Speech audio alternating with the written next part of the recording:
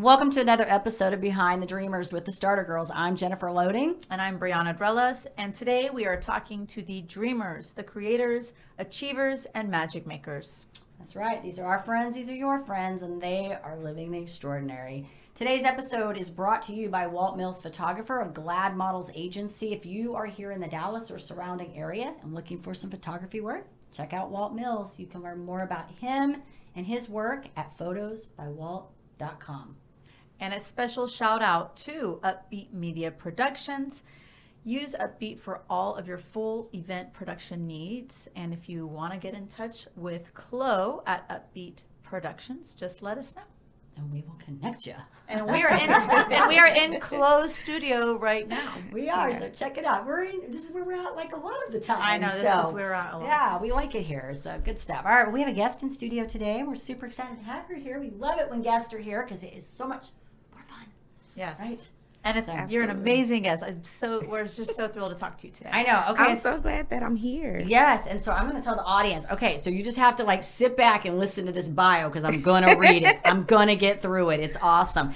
And just know that like I'm not reading all of it because she's amazing. No, don't read all of it. She's amazing. All right. Anita Hawkins is a mother of two, a model, a 4-time author, global philanthropist, certified nutrition specialist, franchise owner, a mentor, producer, and entrepreneur extraordinaire with a fierce determination to succeed at whatever she sets out to accomplish. All right, Anita grew up in Gary, Indiana, where though being a teen mom, her entrepreneurial spirit took flight when she inherited her grandmother's hair salon. Anita seized this opportunity immediately, completed her cosmetology license, and successfully built that business.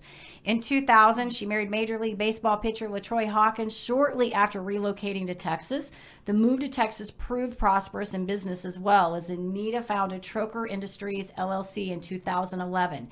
Through Troker Industries, Anita acquired numerous land developments around the state and celebrated a tremendous victory when she sold a parcel of land to D.R. Horton for $1.53 million. Hello. That is so awesome. That's the real estate. Right. After being diagnosed with a rare blood disorder, Anita decided it was time to make some lifestyle changes of her own. Yeah. Her love of healthy eating and exercise led her to her next big business venture, Fresh Healthy Cafe, receiving its master franchise designation for the Dallas-Fort Worth area. Her tenacity and business savviness is not gone without notice. The National Association of Professional Women recognized Anita for outstanding excellence and dedication to her profession and the advancement of women. Additionally, she was recognized as one of the National Association of Distinguished Professionals' prestigious Women of Distinction. 10 Shades of Success also identified her as one of Dallas' most successful women, and she has served as the keynote speaker for their award banquet. So welcome to the show, Anita. We're super thrilled to have you here. Thank you for having me. That's such a fun bio. Like I like reading it. It's so awesome. Like getting awards, like that would be so much fun to read. I get excited reading it. I know, it's so great. I know. Chills. You've done so many amazing things and impacted so many, lives, and you continue to do it. Like, you're still going. This is like just the beginning. You're just scratching the surface. It is. Like I stay busy, and I was talking earlier today because someone was asking me, well, when is your next trip? Because normally when they call me, they say, what part of the country are you in? And I have a friend that every time she sees me, she says, been around the world, She doesn't even call me by my name. Like she just sings that. Okay, where are you at, Anita? I'm like, oh, Lord. I said, is it that bad? Am I always gone? She said, yes, you're always gone. Well, and I think when I reached out to you, that was the first question. Hey, are you back in Dallas right now? Or like, where are you? I did ask you that. Yeah. Yeah. But like for things that are up and coming right now, I will be leaving in May to head to Zimbabwe. We drilled water wells in a widower's village. There were women and children that walked daily 18 miles a day to get water. And I will be going to meet the women that myself and my organization, Find One Reason to Smile, we drilled water wells in their village so they no longer have to walk to get water. Oh my gosh. So May is the big travel date to make that connection. I'm super excited. Super excited about that. And I'm being honored here. And I won't be here to accept my award for something else. I'm like, is it okay if I send someone else to receive my award? Yeah. They're not happy about it, but I'm like, I won't be here. You're doing So- good in the world. I want to just, before we even get going, I want you to talk about this organization because that was something I didn't mention, and I know you're a philanthropist. So tell us real quick, so our audience knows what this organization is. My organization is Find One Reason to Smile, and I actually launched it at Brianna's restaurant. In 2014, I launched Find One Reasons to Smile as a nonprofit. That was 2016. I launched it in 2014, but it wasn't a nonprofit. So I was always, helping other organizations, just always doing something.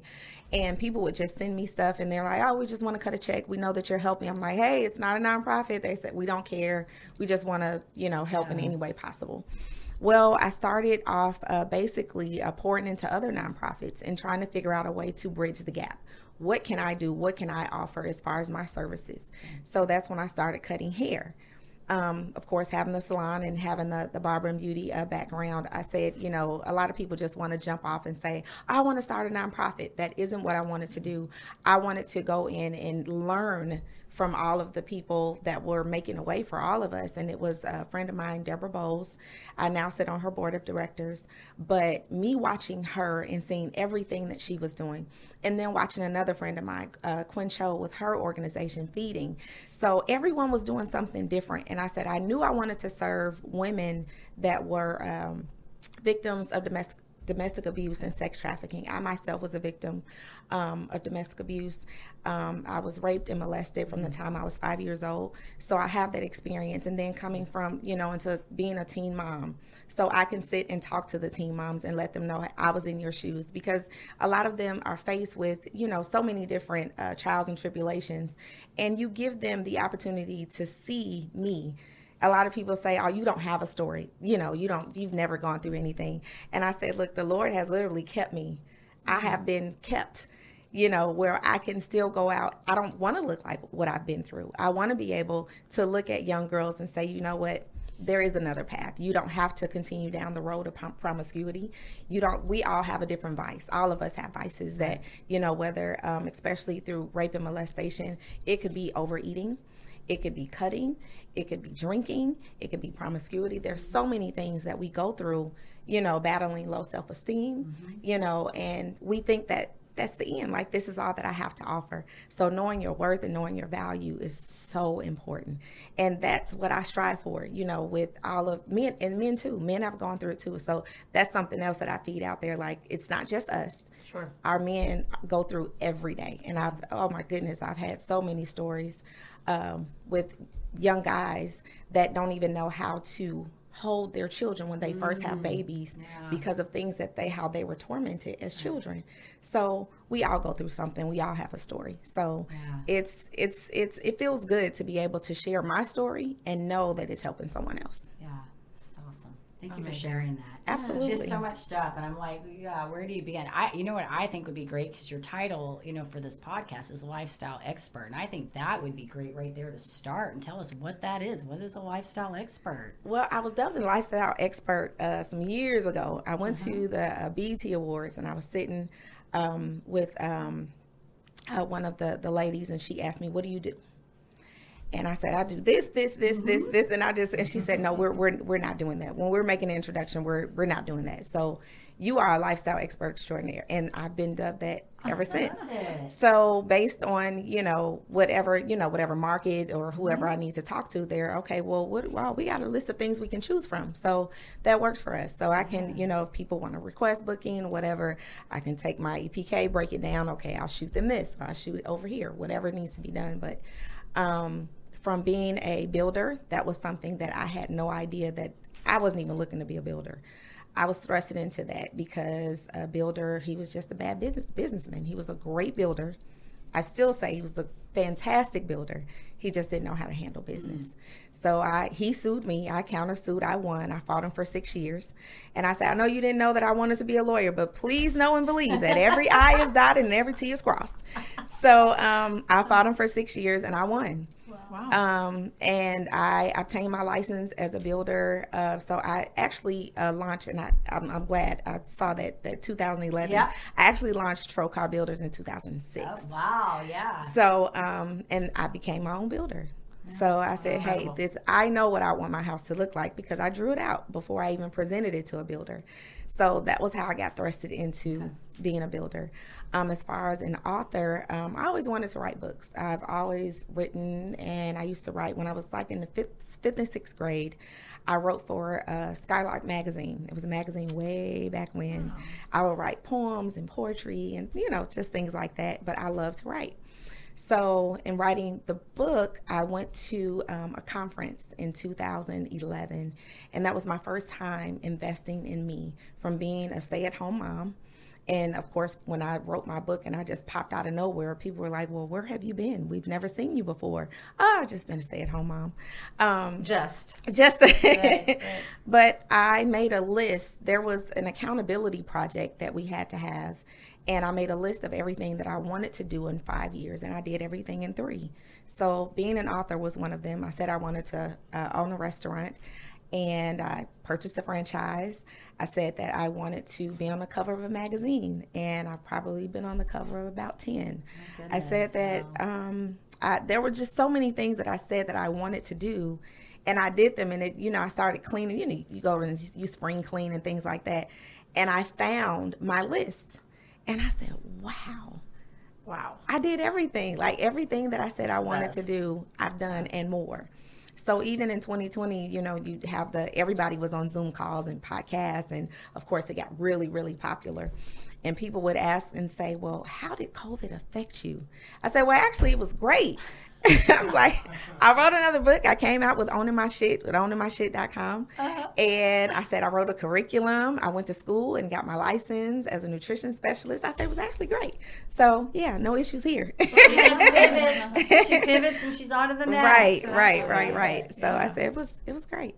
Yeah, that's so awesome. Well, there you go. That's what a lifestyle expert is. I love that you have so many things, because I think this is so great that you have just had all these different experiences in your life. I'm like picturing all these things that you're telling me. And like I said, when I was reading your bio, Brianna messages me yesterday. She's like, oh my gosh, you got to look at this bio. Like, where do we start? And I'm like, okay, well, yes. It was there's the EPK that you sent me. It was the link, because I've never, ever seen a EPK. Do you call it your EPK? Yes. Yeah. Mm-hmm. I've never seen an EPK laid out like that before. Mm-hmm. That's awesome. I don't know if you hired someone to do it or if you did it, but my goodness, that thing slayed me. Mm-hmm. Yeah. I thought it was so impressive, beautifully laid out.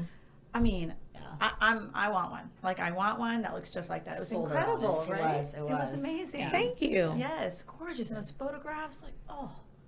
Yes. Sorry. Yeah. That was kind of a sidebar. No, that was good.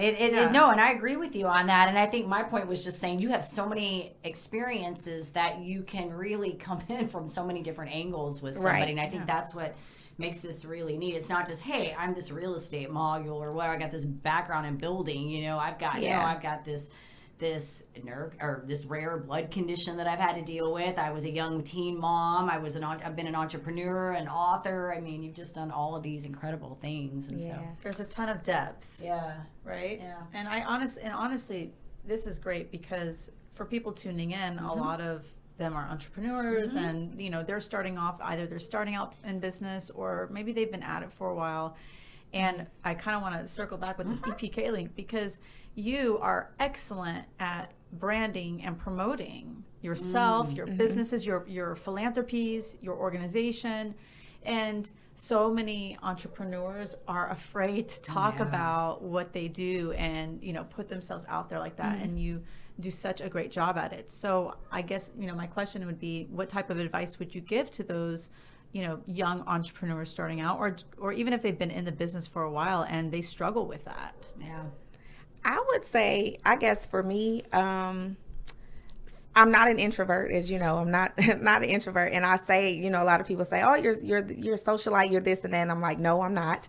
I'm sociable. We have to be sociable. We have to be able to sell ourselves. And I'm not a salesman, but you have to be able to create, and this is something that I learned, is creating your elevator pitch. Yes. So get on the elevator, whether it's an elevator, escalator, you have to be able to get your pitch together right then and there. Yeah. So what can I give you, or what can I leave you with that's going to be a lasting impression, where you're like, you know what, I need to get to know you.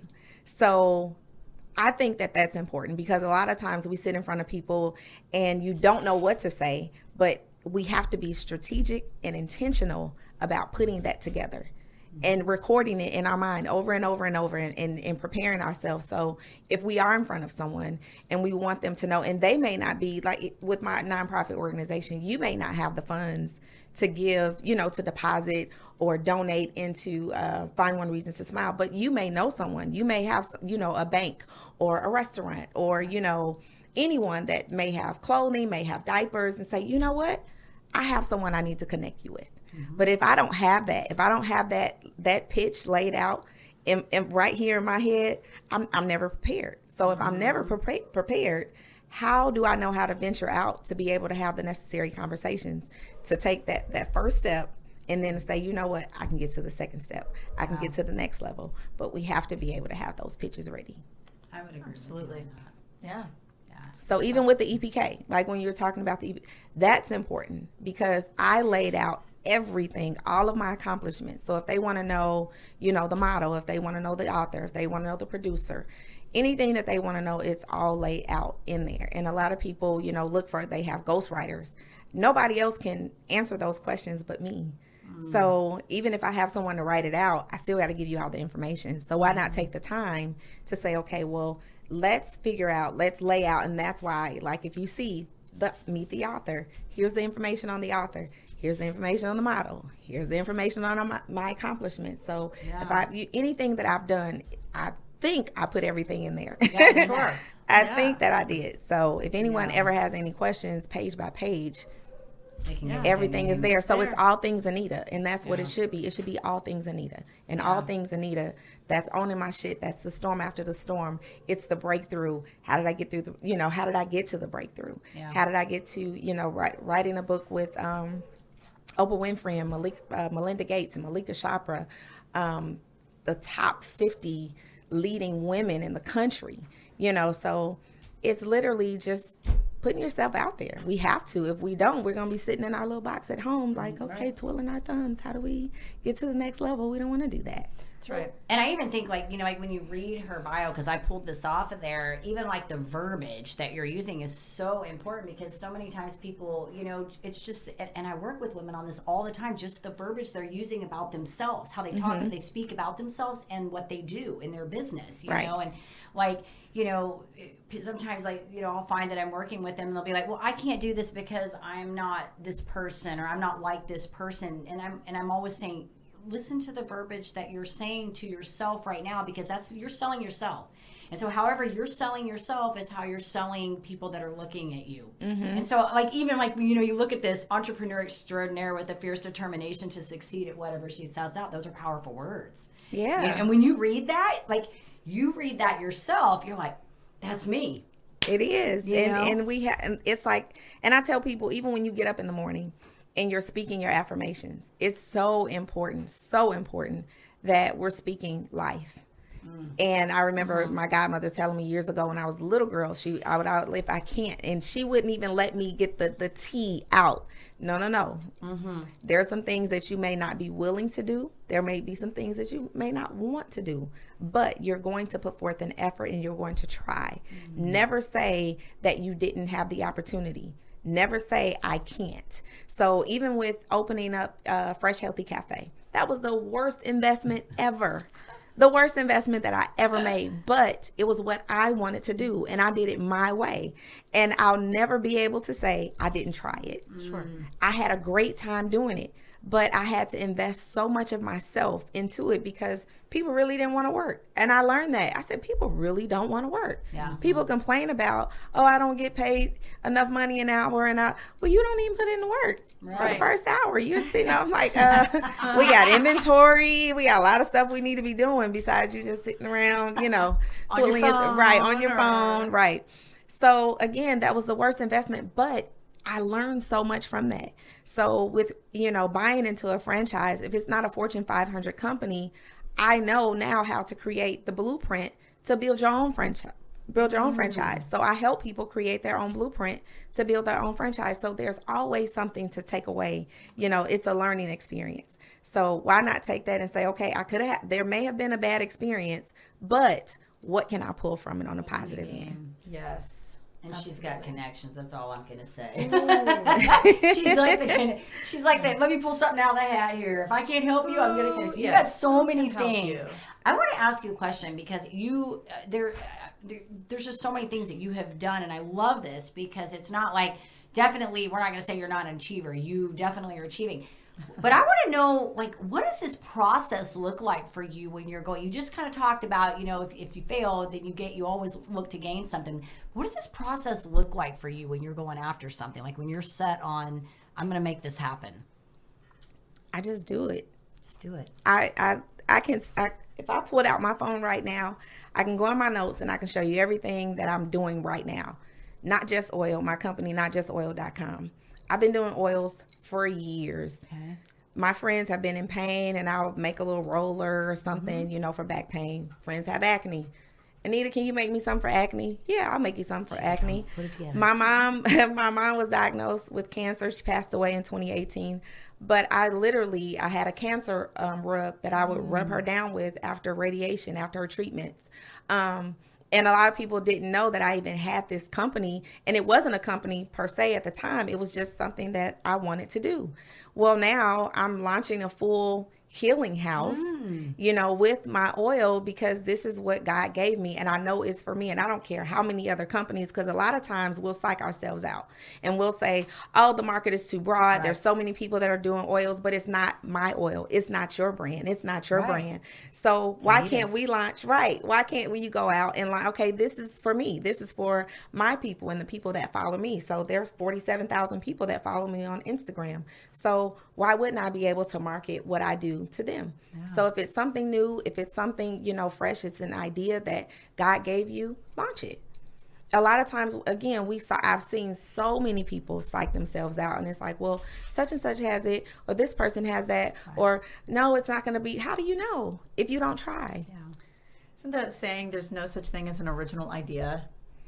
Because it's something's always been done. Right. Yeah. It's again what you said. It's your take on it. Yeah. It's your approach. It's your like stamp. Yeah. Ultimately. And something else I want to tell entrepreneurs: if you come up with a brand or anything, if God gives you anything, I don't care if you dream it, if it's a thought, always know that somebody else is thinking the same thing. Go and buy the .com, the .net, the .biz, the .org. Go and buy it. It's good. Go to GoDaddy, go to whatever site you need to go to, but go and buy it. I don't care if you're not, I probably got about 25 of them.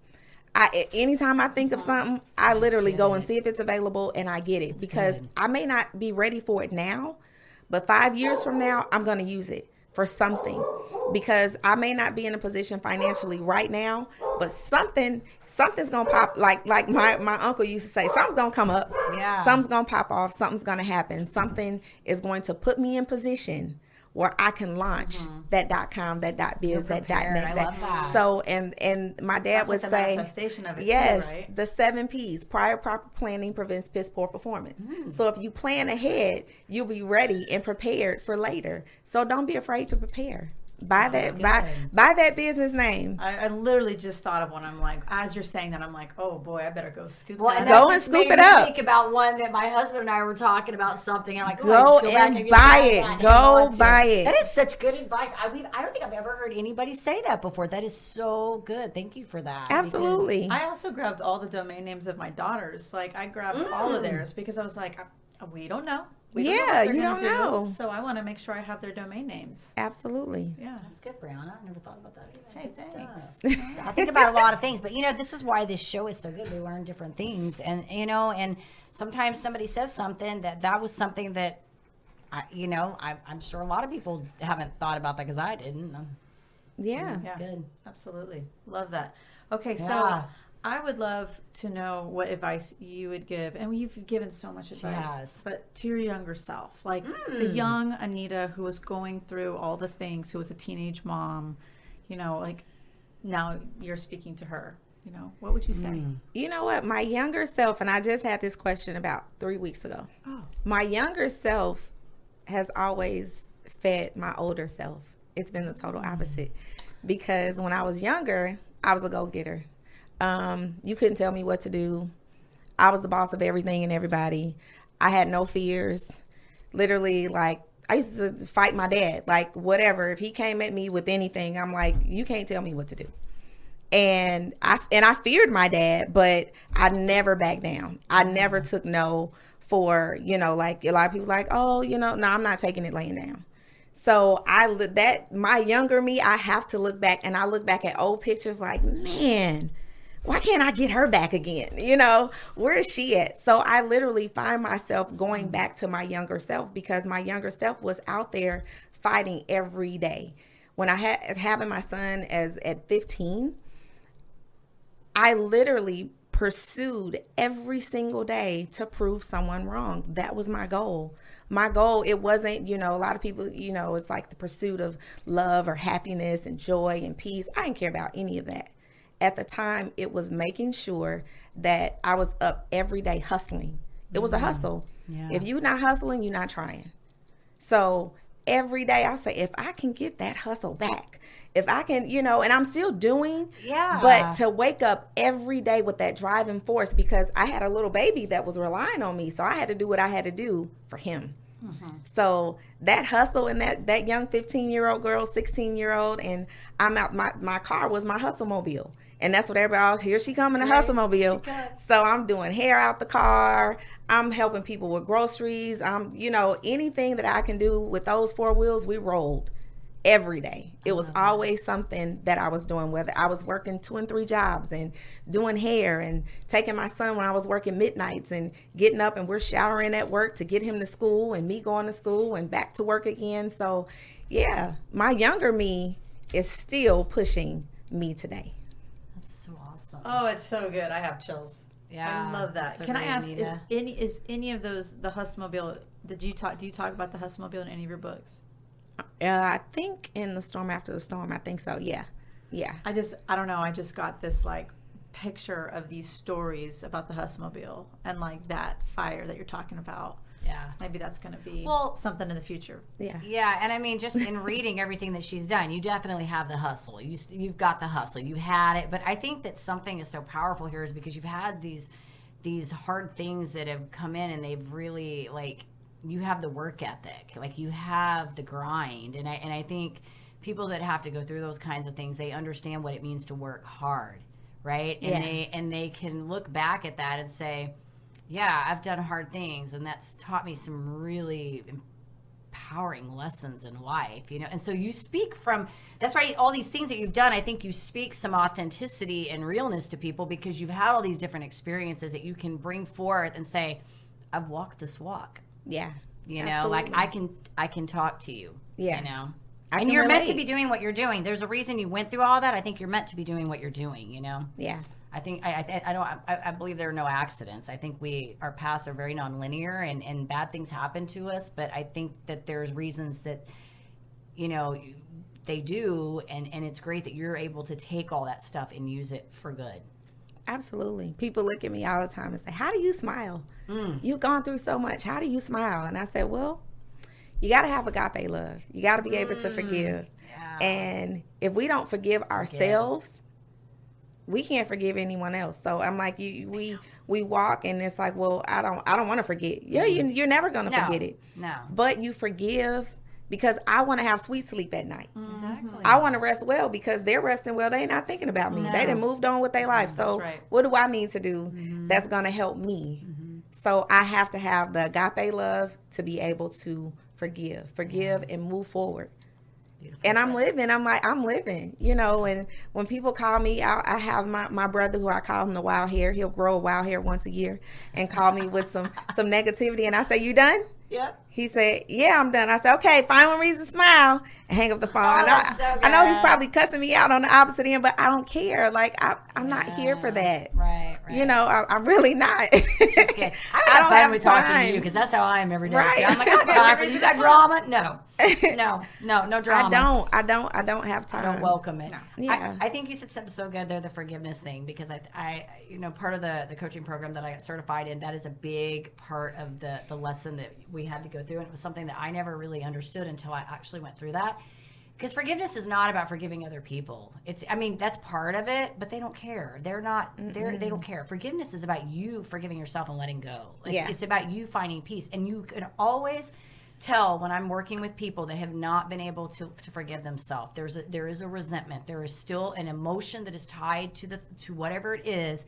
It's still coming up for them. And you know when you're at peace because you no longer have the emotion that is attached to the event. You don't forget it, but the emotion is gone. Yeah. And I tell people with the storm after the storm, it was therapy for me. I needed that because I needed to release so many things that had gone on in my past. And my dad asked me, he said, why are you dredging up so much old stuff? And I said, well, I want you to go with me to my next few speaking engagements so you can see the people that are being touched by my story. And of course they would ask, well, where's Dad? Because my dad and I had a tumultuous relationship on and off. And they said, well, where's your dad? And I said, Dad, raise your hand. And he's, hey, y'all. And they're like, oh, my God, he's here? Wow. You all are talking? I said, yes. You know, I love my dad, and I had to forgive him for his selfishness. I had to forgive him for a lot of unorthodox things that he did, and he couldn't believe that I put it in black and white.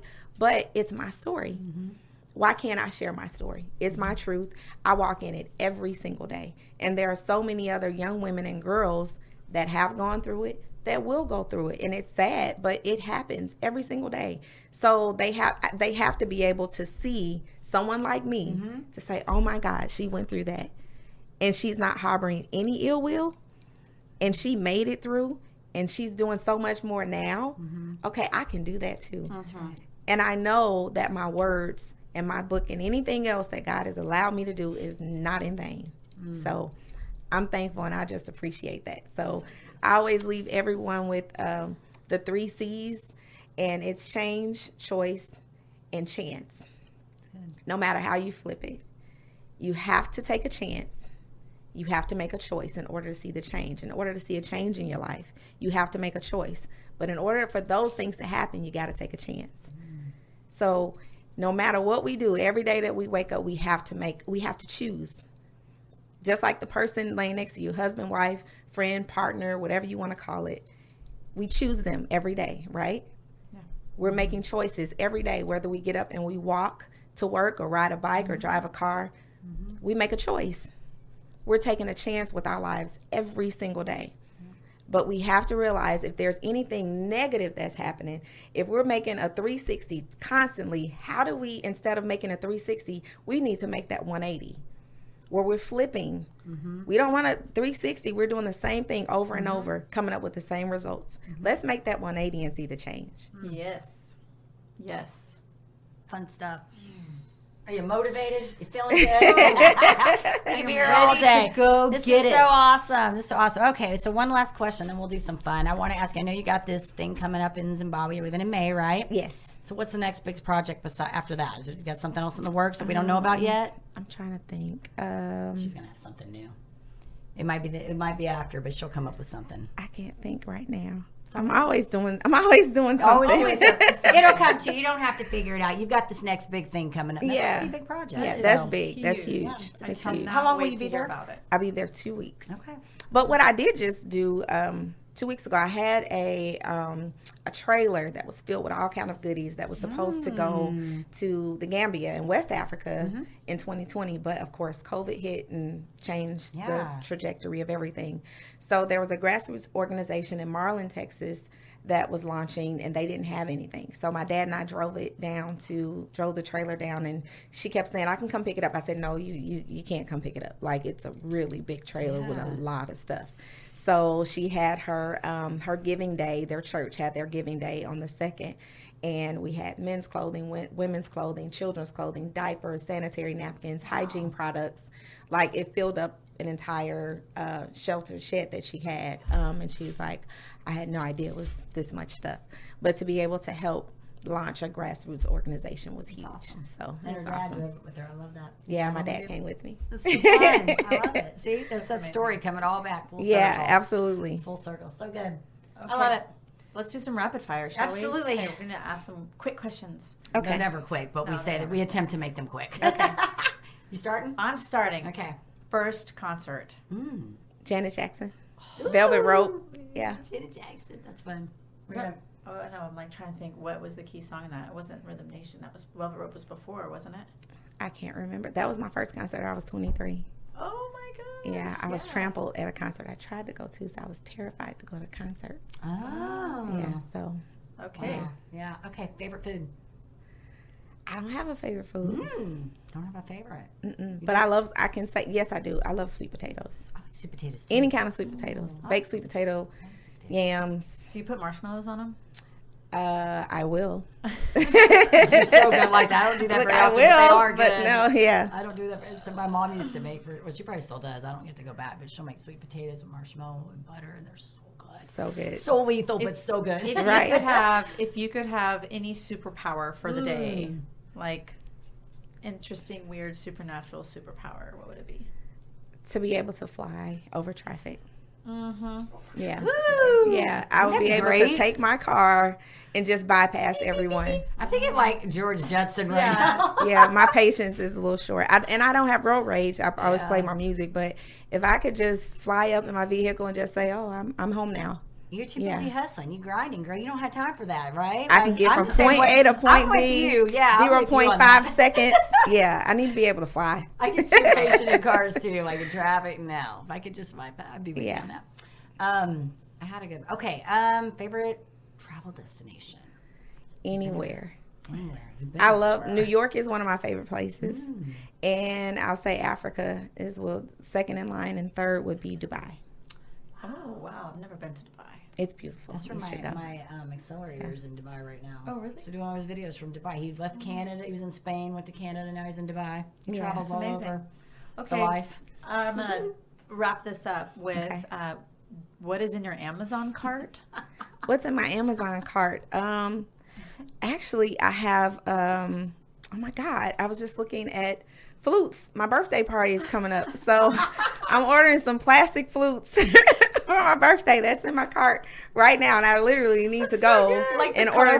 colorful plastic flutes? Like No, those? not the color. No, they're not colorful. They're just the white Yes. plastic ones. so The great. yeah. Like the So clarinet, like, no, the drinking flutes, the champagne flutes for my birthday. I'm doing a champagne wall. my Pied Piper. No, I'm doing a champagne wall, and I need champagne Yes. flutes. So it's literally in my cart right now. I left it in there yesterday. Don't So forget to buy it. I'm not gonna forget because I need them in. So great. Yes. I soon. love that question. It always cracks me up to see some people are like, I don't have anything in there. And then the people that do, we always find out funny stuff, like what they have in there. Yeah. So That's so great.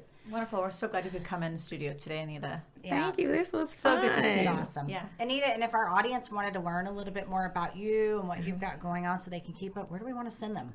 You can send them to AnitaEHawkins.com. Okay, perfect. We'll make sure too when this goes out that we get that link in there Okay. and then tag you in the appropriate places so they know where to Perfect. find you. All that Perfect. good stuff. This was Fun. fun. Yeah. Good. All right. We do want to say to our listeners, of course, if you enjoy our show, please be sure to give us a rating both on iTunes and Facebook because we can't do this without you, and hit the subscribe button on YouTube. And I want to leave you with a parting thought. We lost notes in this one. They went flying Let today. me see. Oh, I like this one for you. Okay. This one is from John C. Maxwell. Okay. Dreams don't work unless you do. Absolutely. That is Gotta one of put my in the favorite work. speakers. John Maxwell. good. Yes, John Maxwell. I love John Yes. Maxwell. He's awesome. All right. Yeah. And to live the extraordinary, you must start. And every start begins with a decision. You guys take care, be safe, and be kind to one another. We will see you next time.